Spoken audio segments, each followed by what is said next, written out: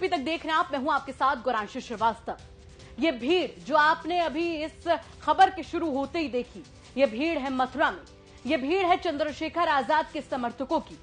दरअसल मथुरा के रिफाइनरी थाना क्षेत्र में शुक्रवार को दो बहनों की शादी टूट गई।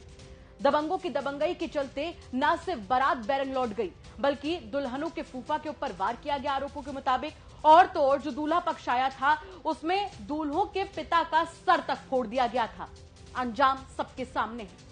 इन दो बहनों की शादी टूट गई, जिसके बाद वहां पर तमाम राजनीतिक दलों के आने का सिलसिला तेज है, चाहे बसपा हो चाहे बीजेपी के लोग। वहीं चंद्रशेखर आजाद ने सबसे पहले इस मुद्दे को उठाया था जब उन्होंने एक्स पर पोस्ट करके इंसाफ की मांग की थी। फिलहाल मामले में 15 लोगों की गिरफ्तारी हो चुकी है, लेकिन आप जब चंद्रशेखर आजाद वहां पर पहुंचते हैं तो शायद तस्वीरें ये बताने के लिए काफी हैं कि उनके समर्थकों में कैसा जोश था। जब वो लोगों से मुखातिब हुए तो लोग घर की छतों पर चढ़े हुए थे, दीवारों पर चढ़े हुए थे, जो चंद्रशेखर आजाद को सुनने के लिए, उनकी एक झलकी पाने के लिए बेकरार थे। चंद्रशेखर आजाद ने भी अपने चित परिचित अंदाज में अपनी बात को पुरजोर तरीके से रखा। उनका कहना था कि लड़कियां जिनकी शादी टूटी है, उनके माँ बाप उनके आगे हाथ जोड़ रहे हैं कि खाना खा ले, लेकिन उनकी आंखों में हजारों सपने थे जो टूट चुके हैं, जिसके चलते वो खाना नहीं खा रही हैं। उन्होंने अपने समर्थकों से खुले तौर पर कहा कि भले ही एक वक्त की रोटी कम खाना, लेकिन इस परिवार की मदद जरूर करना। सुनिए आप भी मथुरा के रिफाइनरी थाना क्षेत्र में पीड़ित परिवार से मुलाकात करते हुए क्या कुछ कह रहे हैं चंद्रशेखर आजाद। मिला वो बेटियां खाना नहीं खा रही है, वो पानी तक नहीं पी रही है, उनकी माँ और उनके पिता उनके आगे हाथ जोड़ रहे हैं, वो बच्चियां आंसू रो रही हैं। वो आंसू तो देखने में पानी के हैं, लेकिन उन आंखों से खून बह रहा है, क्योंकि जिन आंखों में सपने थे बड़े बड़े, आज उन सपनों को कुछ गुंडों ने गुंडागर्दी के जरिए उन सपनों को चकनाचूर कर दिया। मुझे और आप सबको यहाँ पहुँचने में पीड़ा है, लेकिन मैं ये सोचता हूँ कि आज ये परिवार हम सबकी तरफ देख रहा है कि हम लोग उनका साथ देंगे। तो साथ सिर्फ आने जाने से नहीं होता, वो साथ हमें उनका हाथ पकड़ के और कंधे से कंधा मिला के उनका देना है। जब वो अपनी शादी की तारीख रखेंगे तो हमें उस शादी में शामिल होना है, सहयोग भी करना है। सहयोग इसलिए करना है कि उनका बहुत बड़ा नुकसान भी हुआ है। आपने देखा एक पिता अपनी तरफ से कर्ज लेके, जमीन बेच के, लोन लेके अपनी बेटियों के हाथ पीले करने की कोशिश करता है। पूरा खाना बना हुआ, पूरी मिठाई बनी हुई, पूरा सामान तैयार, और सब धरा का धरा रह गया। ये जिन गुंडों की वजह से हुआ, वो गुंडे गिरफ्तार तो हो गए हैं, लेकिन जब तक उनको सजा नहीं मिलेगी हम लोग चैन से बैठने वाले नहीं हैं। ये बात अभी परिवार को खतरा है कि जिन गुंडों ने ये घटना की, ऐसा ना हो कल वो जेल से आके उन बच्चियों को या परिवार का जहाँ रिश्ता उनको परेशान करें, या उन लोगों को जिन्होंने कार्रवाई की, क्योंकि उन्होंने धमकियां दी है, जिसकी जानकारी पुलिस को भी है। तो उन्होंने दो मांग मुझसे रखी है, उन मांग को मैं पूरा करूंगा। इनकी मांग ये है, पहले तो उनको वो भय के साए में है।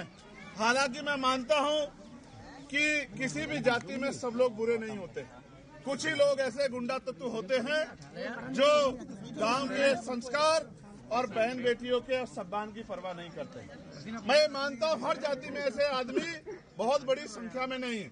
अगर सब लोग इतने अन्यायी हो जाएंगे, सब लोग इतने अत्याचारी हो जाएंगे, तो फिर ये प्रकृति जो है, ये जो सृष्टि है, दुनिया चल ही नहीं पाएगी। इसलिए मैं मानता हूं कि उनकी संख्या कम है, लेकिन मुझे दुख इस बात का है कि उनके परिवार ने उनको अच्छे संस्कार नहीं दिए। गांव की बेटी बहन ही होती है। तो उनका साफ तौर पर कहना है कि न सिर्फ परिवार की मदद हो, बल्कि उन्होंने ये भी आश्वासन दिया है कि परिवार को सुरक्षा मुहैया करवाने के लिए वो लाइसेंस की मांग करेंगे, लाइसेंस असलहे का।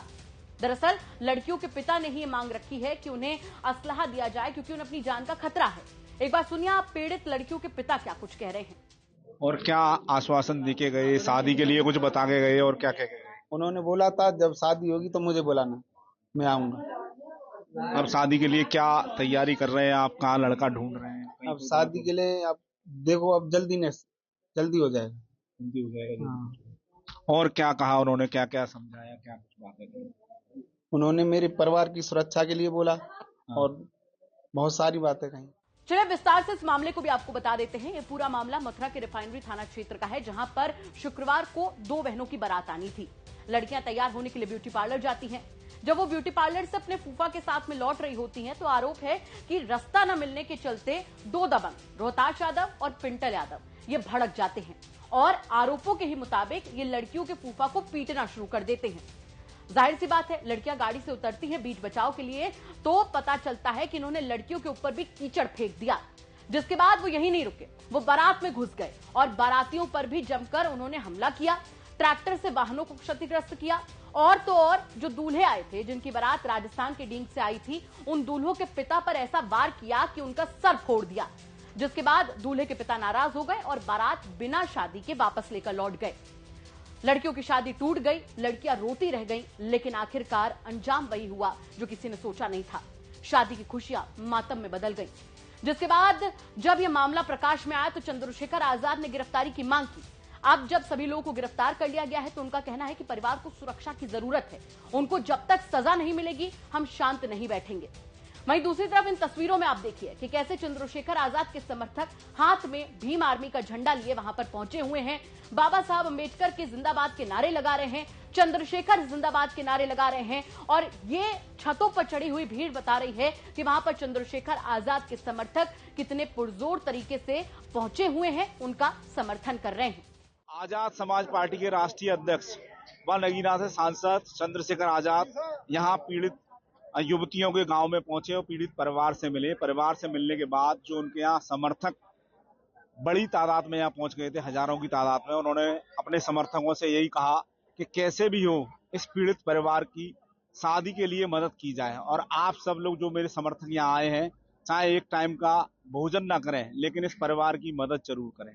वहीं उन्होंने दूसरी बात कही कि कैसे भी इस पीड़ित परिवार को एक लाइसेंस मिलना चाहिए असले का, उसके लिए हम अधिकारियों से बात करेंगे। और वहीं जो पीड़ित परिवार अभी तक दहशत में है, उनको डर है, जो भी आरोपी हैं वो जेल गए हैं, उसके बाद छूट के आते हैं तो उनके साथ कोई दबंगई ना करें, कोई बदतमीजी ना करें। तो इसके लिए भी उन्होंने प्रशासन से कहा कि इन्हें सुरक्षा व्यवस्था चाक चौबंद दिलाई जाए और परिवार के साथ कोई भी अनहोनी अब ना हो।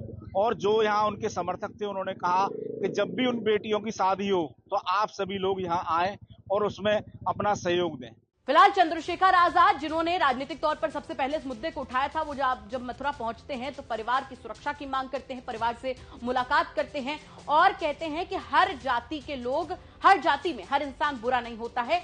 कुछ लोग बुरे होते हैं जिनके संस्कार अच्छे नहीं होते हैं। लेकिन एक बात तो साफ है कि चंद्रशेखर आजाद जब मथुरा पहुंचे, वहां पर भीड़ नजर आई, वो बताने के लिए काफी थी कि दलितों के बीच में चंद्रशेखर आजाद कितने लोकप्रिय हैं। अब देखना होगा कि मथुरा का ये मामला जो इस वक्त राजनीतिक तौर पर भी गरमाया हुआ है, ये आगे आखिर कहां तक जाता है। वैसे आप क्या कहेंगे इस खबर को लेकर, हमें कमेंट सेक्शन में जरूर बताइएगा। इसके साथ ही आपको बता दें, खबर आप तक पहुंचाने का श्रेय जाता है मथुरा से मेरे सहयोगी मदन गोपाल शर्मा को। उत्तर प्रदेश से जुड़ी तमाम छोटी बड़ी खबरों के लिए आप बने रहिए यूपी तक के साथ। नमस्कार।